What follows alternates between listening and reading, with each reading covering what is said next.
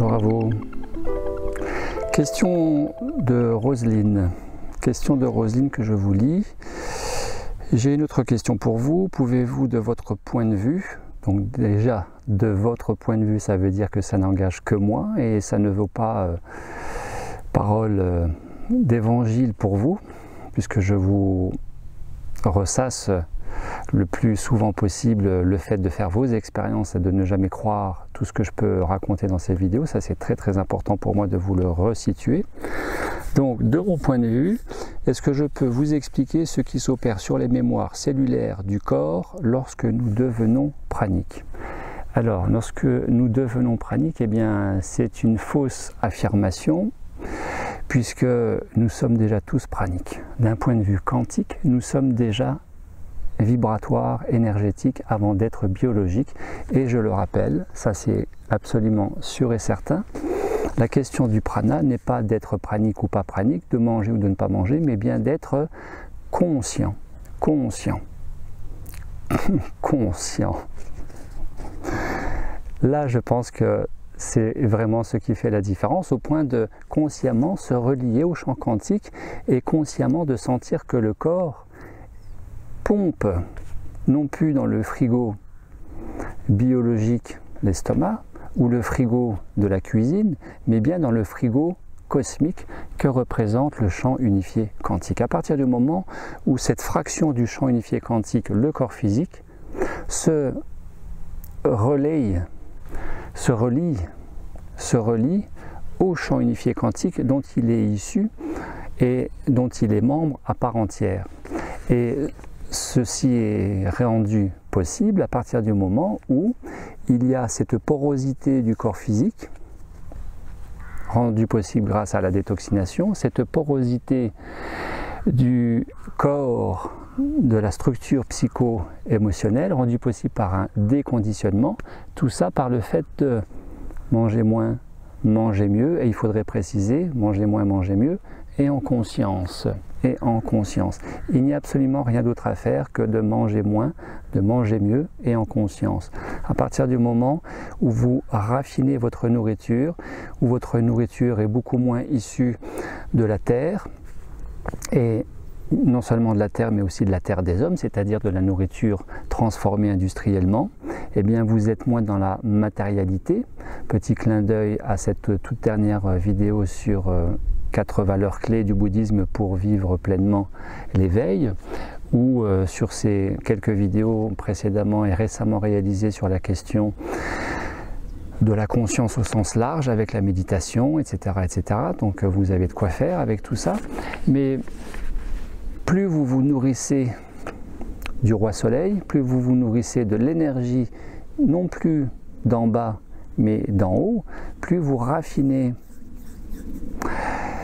votre rapport à la vie, et plus vous raffinez très certainement la structure même des cellules qui de toute manière ont toujours besoin d'une nourriture. Alors tant qu'à faire, autant apporter à nos cellules une nourriture la moins grossière, la moins pervertie, la moins toxique possible. Ceci dit,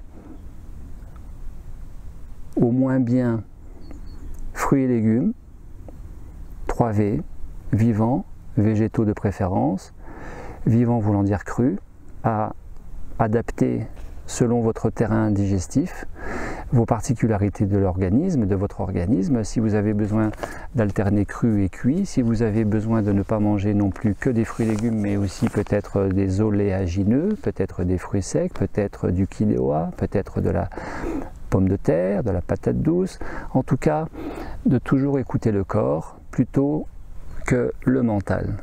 Très important aussi, écouter le corps plus que le mental. Et donc, plus vous êtes nourri par cette énergie venant du ciel, plus ainsi vous pouvez alors réaliser ce sevrage que constitue la nourriture pranique, parce que vous passez de la nourriture de la terre, de la mère terre, à la nourriture du ciel. Ce qui ne veut pas dire pour autant que il faut absolument arrêter de manger et devenir 100% pranique, puisque de toute manière tout le monde est pranique. Que ce soit à raison de 10% parce que vous êtes à 3 repas par jour, 3 repas conventionnels solides par jour, ou que vous soyez à soit 50 ou 70% parce que vous n'êtes plus qu'à un repas par jour, mais tout le monde est pranique. Voilà, donc ça c'était un petit point à repréciser, un petit point de rafraîchissement. Alors, petit exemple, pour moi, j'ai fait de grands pas d'éveil de conscience avec de la nourriture solide conventionnelle. Très bien. Lorsque je suis passé au cru, pendant 2 ans, les émotions étaient très vives, très présentes, et là, j'ai pu me rendre compte que j'étais bien loin d'être maître de mes émotions. Cela, pour moi, me prouvait qu'il n'y avait qu'une seule voie, celle du corps, pour transcender nos mémoires. Qu'en pensez-vous ?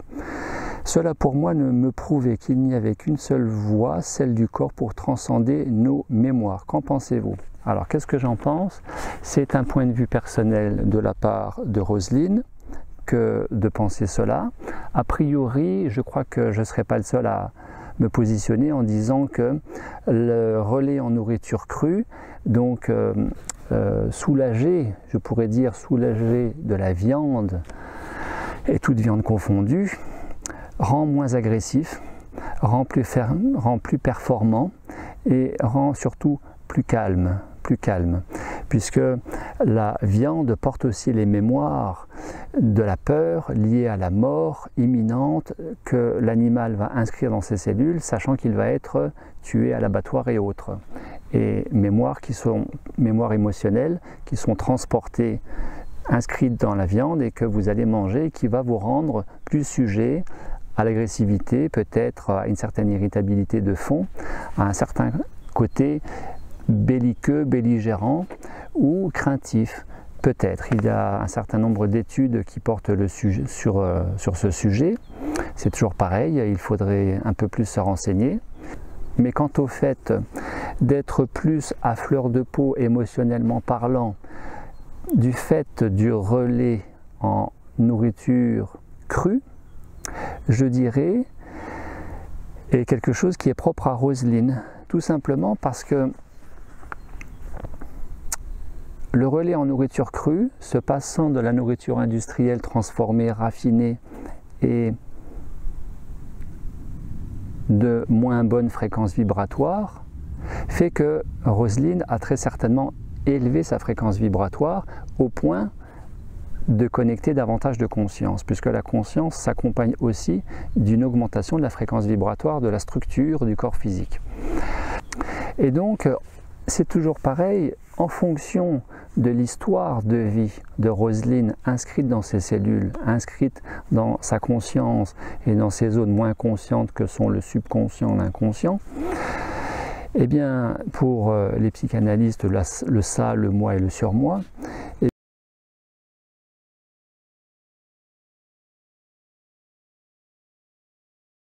bien, le relais à la nourriture crue a peut-être amené ce côté hypersensibilité émotionnelle en permettant aussi, grâce à davantage de conscience, de faire monter des choses venant dans l'inconscience et quelque part de procéder à un certain nettoyage de ces choses dites inconscientes ou mémoires cellulaires latentes qui se sont certainement réveillées pour s'exprimer et ainsi s'intégrer, parce que de les laisser s'exprimer en conscience, ce qui est le propre de la nourriture en conscience, qui est de vivre les choses en conscience, et à partir du moment où vous écoutez le corps s'exprimer au travers de ces différents messages.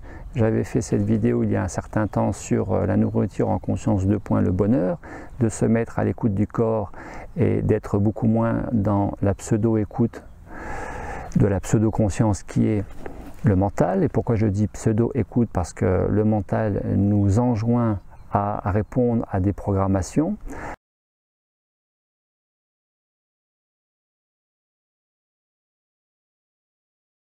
À des schémas de pensée, à un certain conditionnement.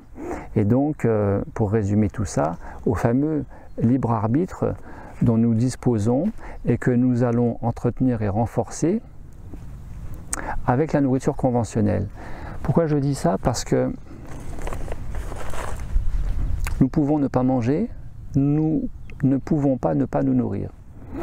Et à partir du moment où vous mangez parce que vous croyez que si vous ne mangez pas vous allez mourir, eh bien avant même de nourrir le corps, vous nourrissez cette croyance qui est pertinente, forcément, puisque dès que vous accordez du crédit à quelque chose dont vous faites une vérité ou votre réalité, eh bien, elle prend forme selon les contours que vous lui accordez et vous la dotez d'un certain pouvoir. Si j'ai peur d'avoir des coups de soleil et de ne pas être bien parce que je reste trop longtemps au soleil, il y a de fortes chances que cela m'arrive. Si j'ai peur d'avoir une crevaison de pneus quand je prends l'autoroute, il y a beaucoup plus de chances que cela m'arrive que si je n'y pense pas spécialement. Si je considère que parce que j'ai eu un petit incident quelconque dans quelque domaine que ce soit en démarrant ma journée et que je considère que de commencer ma journée comme ça, eh bien c'est mal barré et la journée va être pourrie, il y a de fortes chances qu'elle soit pourrie. Vous savez cela tout aussi bien que moi. Donc nous orientons les choses et en leur donnant du crédit, nous leur permettons de vivre et de gagner un certain pouvoir sur nos vies. Car la nourriture en conscience, si c'est une réalité absolument réelle me concernant, m'a appris que j'étais fondamentalement acteur-créateur de ma vie et que donc de dire je suis déçu,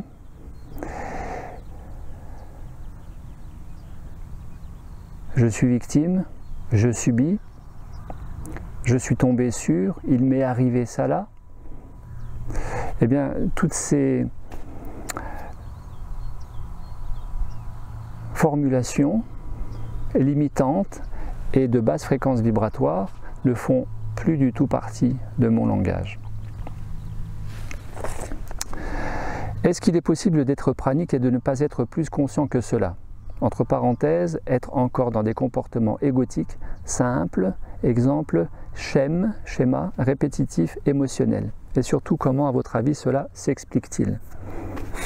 Est-ce qu'il est possible d'être pranique et de ne pas être plus conscient que cela? Tout à fait. À partir du moment où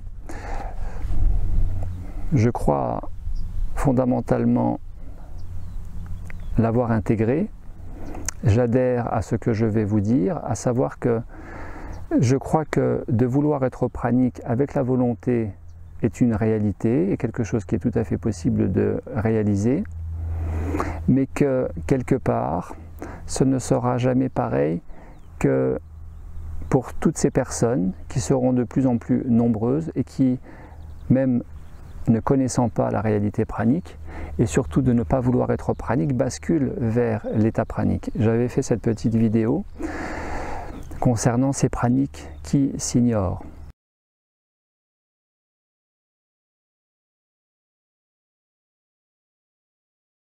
Eh bien, le fait de vouloir avec sa volonté, et qui dit volonté dit mental, et qui dit mental dit ego, être pranique, n'empêche pas d'être pranique, mais après il faut voir la qualité de vie du pranique. S'il est plus heureux en tant que pranique parce qu'à la base il y a eu une volonté de l'ego, par rapport à la personne qui ne l'a pas souhaité et qui l'a intégré simplement dans sa vie parce que du jour au lendemain, elle n'a pas faim, parce qu'elle mange de moins en moins, parce qu'il y a bien des personnes, et bien plus qu'on imagine, qui sont pendant ou depuis des années à un repas par jour, et qui à un moment donné n'ont plus besoin de se nourrir de façon conventionnelle, comme Pauline lors de son pèlerinage de Compostelle, qui au bout de plusieurs semaines de marche ne mangeait plus qu'une carotte, une pomme et une poignée de fruits secs, et dans les 3 derniers jours, 3 jours continus dans ces dernières semaines, n'avait plus à s'alimenter et n'était absolument pas fatigué tout en marchant 30 km par jour, comme ce chauffeur routier qui, étant très croyant, priait beaucoup dans son camion pendant qu'il conduisait et se rendait compte qu'il n'avait plus faim et que depuis un certain temps ne mangeait plus, qu'il était en super forme de ne pas dépérir, mais pour autant de s'inquiéter parce qu'il ne savait pas ce qu'il arrivait. Et après avoir vu le sujet pranique au travers des vidéos sur YouTube, eh bien de m'avoir contacté et de m'interroger sur ce phénomène. Ou comme cette femme médecin devant être opérée fin 2016, du ventre avec des adhérences abdominales consécutives à une précédente opération chirurgicale et étant particulièrement petite et en surcharge pondérale, petite en taille et surcharge pondérale, le chirurgien de lui dire « je ne vous opère que si vous perdez du poids ». Et elle, de me raconter tout cela au téléphone et de se dire « ni une ni deux, si c'est ça, puisque c'est ça, je ne bouffe plus ». Et elle m'a téléphoné, ça faisait 45 jours qu'elle n'avait pas mangé. Elle avait perdu depuis 45 jours 10 kilos et cela faisait 15 jours qu'elle ne maigrissait plus. Elle d'être en super forme, de courir du matin au soir, de faire toutes ses activités comme d'habitude et comme si de rien n'était, et de ne pas comprendre ce qui se passait, qui plus est d'être médecin.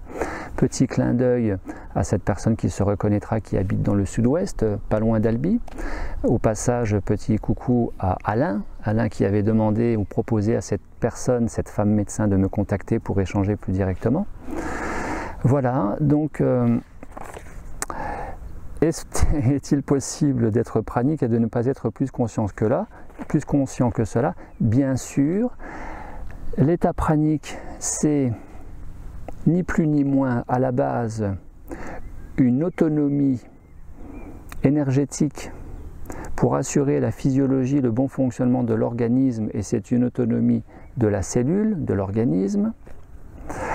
Et c'est pas parce que vous êtes pranique que vous êtes Dieu en personne et que vous n'avez plus de problèmes, éventuellement plus de stress, plus de peine de cœur, plus d'émotions. C'est pas parce que vous êtes pranique que vous n'avez plus d'émotions, sauf que les émotions vont beaucoup mieux, elles sont beaucoup plus harmonisées que aléatoires, en dents de scie. Et une fois encore, selon que vous avez souhaité être pranique, que vous avez laissé les choses se faire consciemment ou inconsciemment par rapport au regard de la réalité du prana, eh bien, vous intégrez les choses le plus naturellement possible dans votre quotidien, ce qui a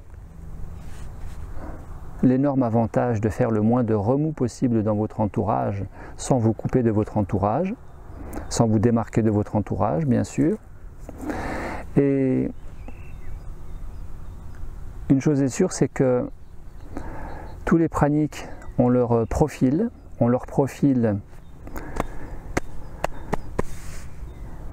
corporel. Donc vous avez des praniques très minces, Victor Trouviano. Vous avez aujourd'hui des praniques très enveloppées, Henri Montfort.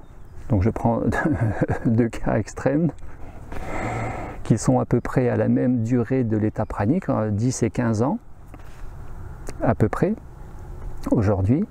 Mais vous avez aussi, parmi les praniques officielles que l'on peut accompagner sur la toile internet, au travers de leurs conférences, de leurs interventions et de leur accompagnement, eh bien vous avez bien sûr la personnalité propre à chaque pranique. Et qui dit personnalité dit intégration plus ou moins intégrée de son propre parcours de vie, de sa propre histoire de vie, avec cette notion de l'ego, puisque l'état pranique, certes, c'est un relais en pleine autonomie énergétique de la cellule, mais un minimum de la bascule du cerveau gauche vers le cerveau droit, donc moins de mental et plus de conscience. Ça ne veut pas dire qu'il n'y a plus de mental, ça veut dire qu'il y en a moins, mais que l'ego est toujours là. Je parlerai de cet ego prochainement dans une vidéo sur l'ego et l'ego spirituel. Donc bien sûr, il est possible d'être pranique et de ne pas être plus conscient que cela, à la différence forcément qu'il y a davantage de conscience en étant pranique que avant en ne l'étant pas comme aujourd'hui. Qui plus est avec cette nourriture conventionnelle qui, entretenant les mémoires, les croyances, les injonctions, les programmes psycho-émotionnels, comportementaux, cognitifs, et aussi d'entretenir les mémoires cellulaires. Certes, le pranique a davantage de conscience, mais il lui reste toujours du mental. Il lui reste aussi de l'ego sur lequel il a à avoir un œil certain et un œil qui fait son job d'être très vigilant sur l'ego, qui guette tout le monde, voilà, et qui dit schéma répétitif émotionnel, je dirais oui aussi, c'est après relatif à ce dont vit la personne. Bien sûr, une fois encore dans ce témoignage et question mail, il me manquerait davantage d'informations et j'aurais aimé que Roselyne nous explique quels seraient ces éventuels schémas émotionnels répétitifs. Puisque certes il y a l'individu qui bascule pranique, mais il y a aussi l'environnement, l'entourage qui quelque part concourt au maintien de ces schémas répétitifs et la personne avec cette nouvelle réalité qui est l'état pranique, qui peut être au sein même de ce milieu, peut à son insu ou volontairement entretenir aussi les choses.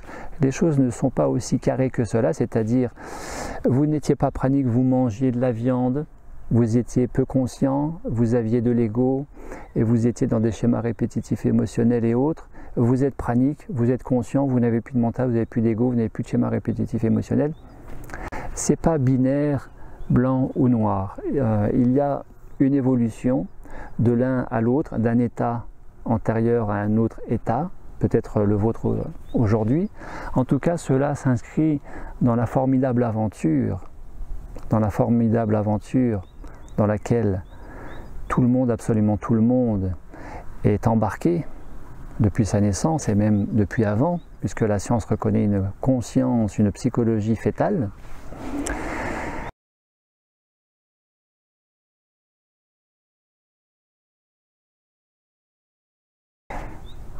Formidable aventure qui est le apprendre, comprendre, évoluer, se réaliser, pranique ou pas pranique. Et bien sûr, pranique ou pas pranique, la question du mental, de l'ego, des schémas répétitifs émotionnels, cognitifs, comportementaux et limitants, et de la conscience et de la liberté, concerne absolument tout le monde. Nous sommes absolument tous inscrits dans tout cela, sous ce magnifique soleil radieux, et une fois encore, dont je vous souhaite d'être le plus possible l'incarnation de votre propre soleil intérieur.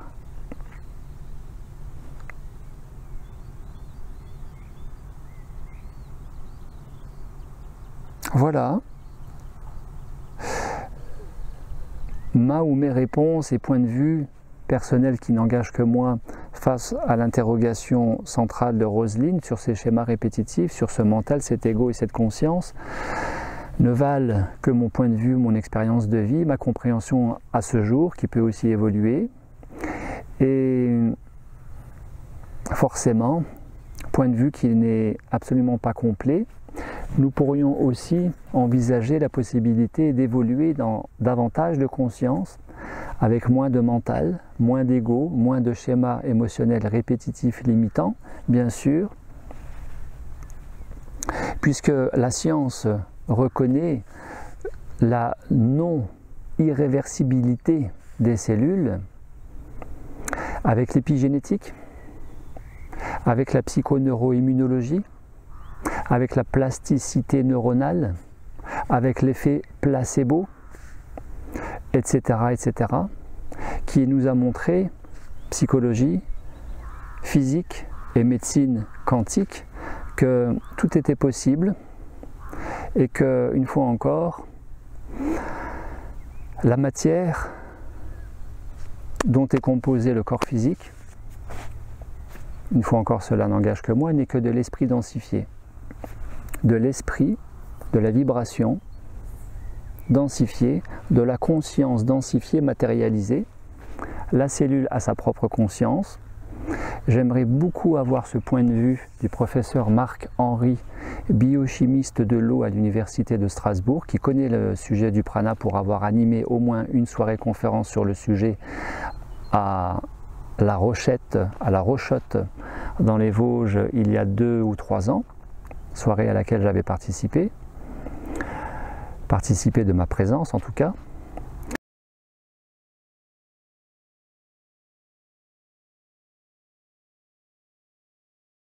J'aimerais beaucoup avoir son point de vue puisque chacun sait, qui plus est avec Masaru Emoto, que l'eau dont l'organisme est aussi composé à hauteur de 70-75% est aussi un support d'information, de véhicule de l'information. Et donc, est-il possible d'être pranique, en autonomie alimentaire, de ne pas être plus conscient que cela, d'avoir encore de l'ego, du mental et des schémas répétitifs, émotionnels, mentaux, cognitifs, comportementaux, limitants, bien sûr, et dans ce cas-là, quelle place pourrait jouer l'eau au regard des travaux de Masaru Emoto, mais aussi du professeur Marc-Henri. Je vous invite à cette réflexion, à cette méditation qui, réflexion, porte en soi des réponses, des solutions possibles que je propose en pointillé, en sous-entendu, à Roselyne, autant qu'à vous-même si ce sujet vous intéresse. Voilà. Les choses étant informées, il est possible non pas de les déformer, mais de les réinformer. Déprogrammation, reprogrammation.